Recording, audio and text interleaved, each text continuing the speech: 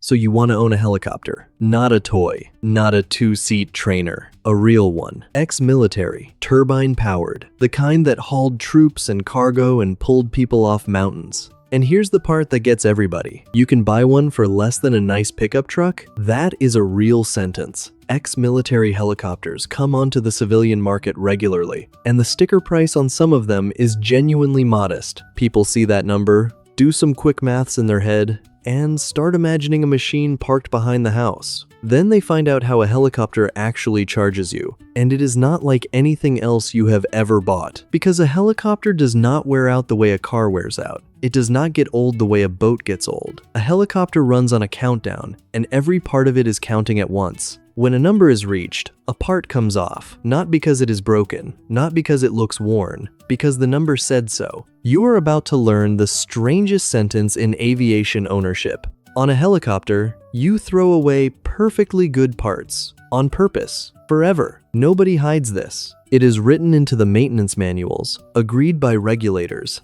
and understood by every mechanic who touches the type. It is the reason helicopters are as safe as they are. It is also the reason the ownership maths looks nothing like what a newcomer expects. This is the full ledger. What these machines actually sell for. Why the purchase price is close to meaningless. The countdown system that governs everything. The free helicopter program that quietly bankrupted small agencies. And how the operators who survive price their flying before they ever leave the ground. Start with the market. The buy-in. Military helicopters reach civilians through a few doors, and each one produces a different kind of aircraft. Door 1 is government disposal. Militaries retire helicopters constantly, and those airframes get processed for sale, transfer, or scrap. Some go to allied nations, some get stripped for parts, and some enter the civilian world, usually after modification, sometimes with restrictions on what they can be used for. Door 2 is the utility market, and this is where most flying ex-military helicopters actually live. Firefighting, heavy lift construction, logging,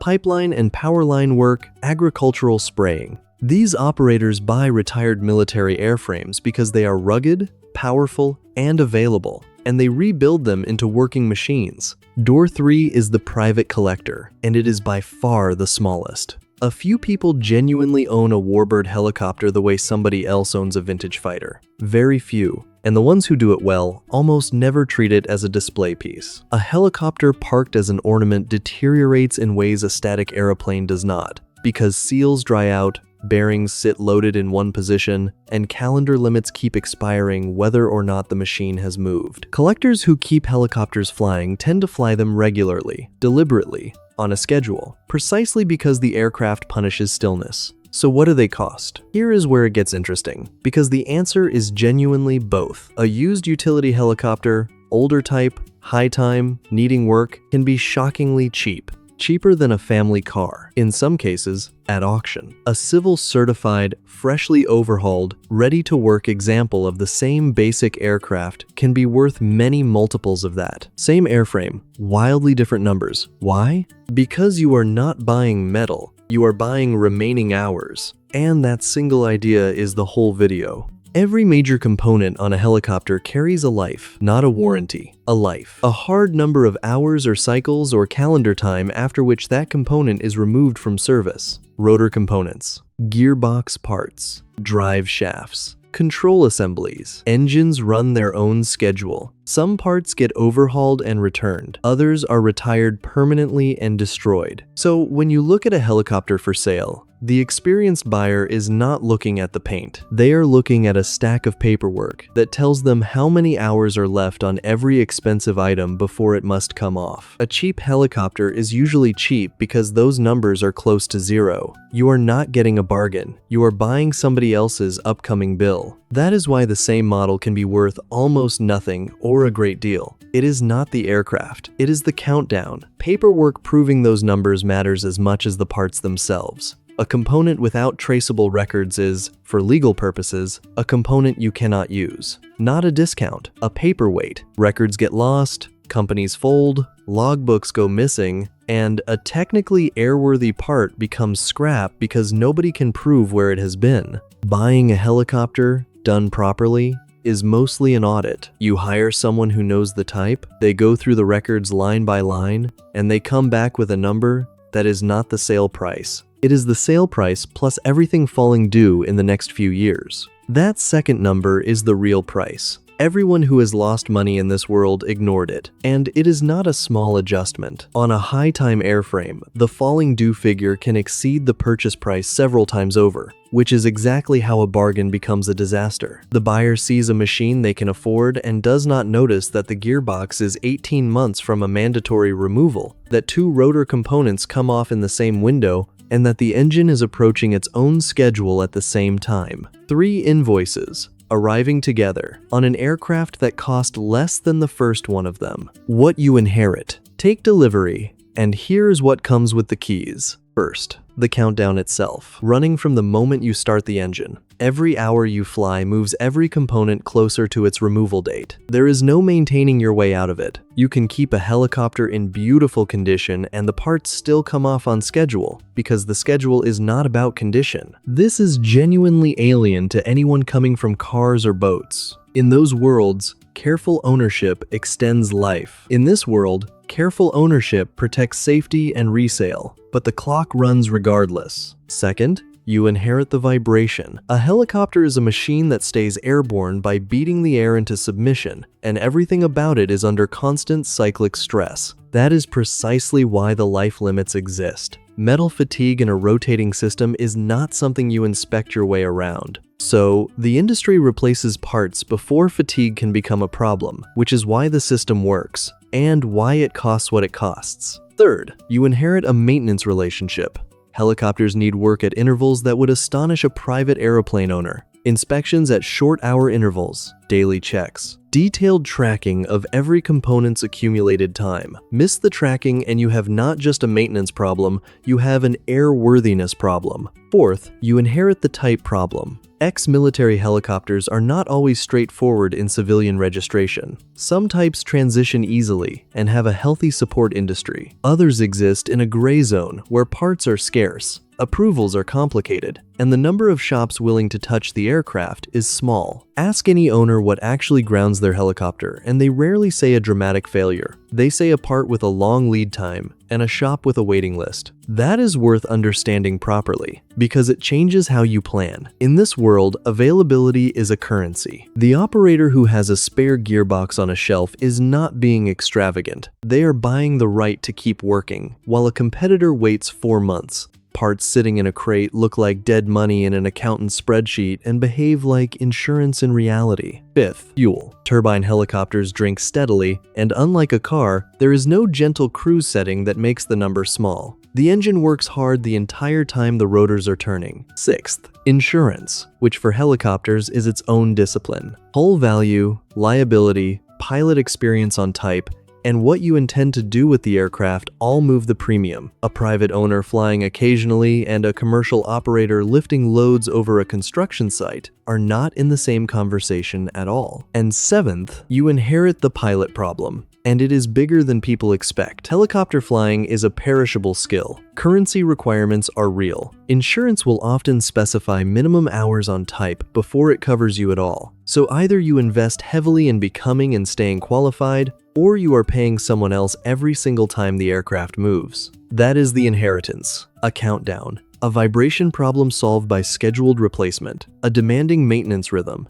a parts supply that may or may not exist, and a skill requirement that does not forgive gaps. Now the good news, because there genuinely is some. Because for all of that, this is not a museum piece or a trophy. A helicopter is a working machine with a real market for its labor. And unlike almost everything else in this series, somebody out there will pay you serious money to use it tomorrow morning. The revenue layers. A helicopter is one of the most commercially useful machines a private owner can hold, and that is what separates it from most of this series. Layer 1 is aerial work, and it is the biggest. Helicopters do jobs no other machine can do, lifting equipment onto a roof in a city center, setting towers on a ridgeline where no road goes, stringing power lines, carrying survey teams to places with no runway. Work like that is specialized, operators are few, and rates reflect it. Aerial work is billed by the flight hour, and the numbers are substantial. Layer 2 is firefighting, and it is seasonal, intense, and lucrative. Agencies contract helicopters for fire seasons,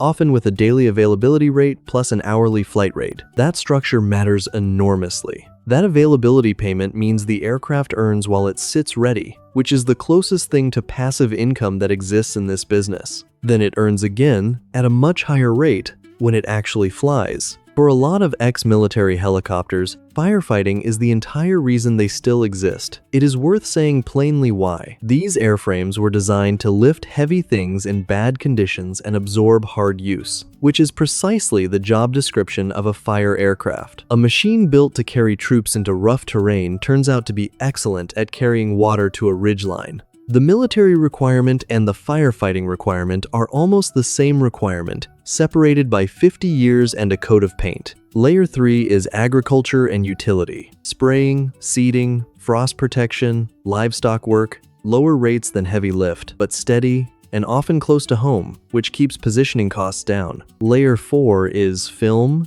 television, and specialist charter. This pays well but arrives unpredictably, and it usually requires specific equipment mounts and a pilot with the right experience. Layer 5 is the one people assume comes first, and it is usually last. Tours and rides. Sightseeing operations exist and can be profitable in the right location, but they involve passenger-carrying rules, a very different certification path, and a level of operational scrutiny that a work aircraft does not face. Underneath all 5, there is a hard truth about how any of this gets priced. Listen to that again. Every serious helicopter operator prices their flying using a single concept, and it is the most important idea in this entire video. The reserve. For every hour the helicopter flies, the operator sets aside money toward the future overhaul and replacement of every life-limited component on the aircraft. Not when the bill arrives. Every single hour from the first one. Say that again. You are paying for the overhaul before it happens, in installments measured in flight hours. That is why a helicopter charter rate looks so high compared to a small aeroplane. A large part of that rate is not profit, and it is not fuel. It is money going into a fund for work that has not happened yet on a component that is currently working fine. Operators who understand this survive. The owners who do not understand it feel wealthy for about 2 years, because during those 2 years, the aircraft flies beautifully, and the big bills have not landed yet. Then the countdown reaches 0 on something major, the invoice arrives, and there is no fund. That is the exact moment most private helicopter ownership ends. Not in a crash, in an invoice for work on a part that was not broken. The ledger. The full cost sheet, then, fuel, burned steadily anytime the rotors turn. Scheduled inspections, at intervals far shorter than aeroplane owners are used to. Component overhauls and retirements, the big one,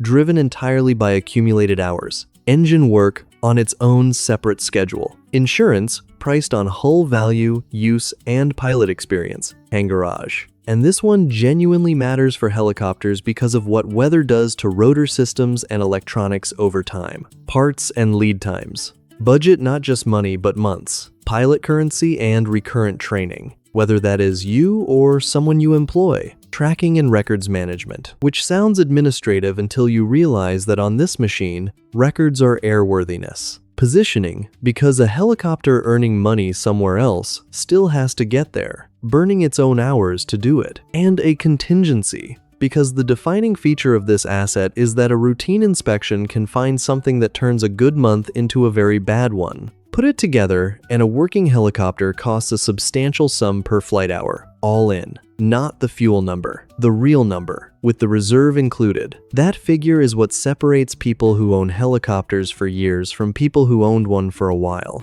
The trap. This trap is beautifully disguised because it looks like generosity. Free helicopters, surplus military aircraft have been transferred to civilian agencies at little or no cost for decades. Police departments, sheriff's offices, fire districts, and other public bodies have received helicopters for free or close to it. And on paper, it looks extraordinary. A small agency with a modest budget suddenly has an aircraft, aerial search capability, a camera platform, something that used to be reserved for large cities. Then the countdown starts. Because the aircraft was free, but the inspection regime was not. The parts were not. The fuel was not. The specialist mechanic was not. The insurance was not. The pilot training was not. And critically, the reserve for the major overhaul 3 or 4 years out was never budgeted because nobody in the approval meeting understood that it existed. What happens next is predictable and has happened many times. It flies for a while,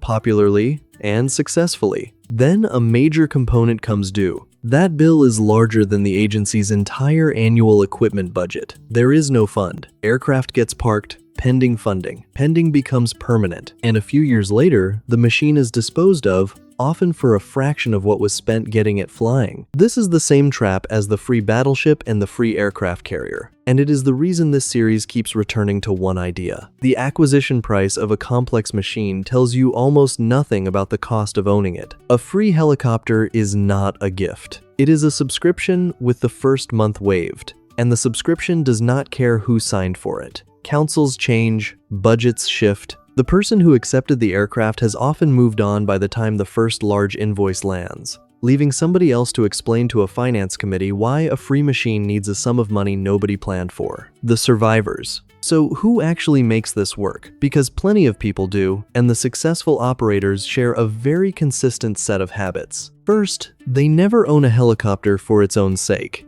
It is a tool attached to a contract. Before the aircraft is bought, there is work identified for it, and often that work is already under agreement. The aircraft is bought against demand, not against enthusiasm. Second, they price with the reserve included always, without exception. Every quoted hour carries its share of the future overhaul. They would rather lose a job than fly it at a rate that does not fund the aircraft, because a job flown below reserve is a job that costs money to complete. Third, they specialize in a type, one airframe family, deep knowledge, a stock of parts, mechanics who know it intimately, and a relationship with the shops that support it. Operators running mixed fleets of unusual types spend their lives waiting for parts. Fourth, they buy paperwork before they buy aircraft. That records audit happens first, and it is thorough. If the traceability is not clean, the deal does not happen no matter how good the price looks. Fifth, they chase availability contracts. Anything that pays the aircraft to exist rather than only to fly stabilizes the entire business because the fixed costs continue whether or not the rotors turn. This is the same logic as capacity payments on a power plant, and it is just as decisive here. Sixth, they keep the aircraft working. A helicopter that flies commercially every week has a maintenance rhythm, a trained crew, and cash flow. One that flies twice a month has the same fixed costs, the same countdown on calendar limited items, and none of the income. Idle is the most expensive setting on a helicopter. Seventh, and this is the quiet one. The good operators plan their exit before they need it. They know roughly what the aircraft will be worth at various points on its component timeline, and they sell into strength before a cluster of expensive items comes due, rather than after. Selling a helicopter with fresh components and clean records is a completely different transaction from selling one that a buyer's inspector will price as a stack of upcoming invoices. Timing that decision well can be worth more than a season of flying. The verdict. So, should you own a helicopter? If you want one to fly recreationally, be honest about what you are buying. You are not buying transport. You are buying flight hours at a price per hour that is genuinely high once the reserve is counted, and any calculation that leaves out the reserve is fiction. People who go in with that understanding are often very happy. People who go in on the sticker price rarely last 3 years. If you want one to work, this is one of the few assets in this entire series that can genuinely pay for itself and more. But it is a business, with contracts, crew, compliance, and a maintenance organization, not an asset you park. Here is the good year. Aircraft is on contract. It sits on an availability rate that covers the fixed costs, then flies at a strong hourly rate on top. Utilization is high. The reserve builds faster than the components wear. The annual inspection finds nothing unexpected, and the aircraft is worth more at the end of the season than the start because it is proven, current, and working. Now the bad year. Utilization drops. Contracts do not renew. A component comes due early after an inspection finding.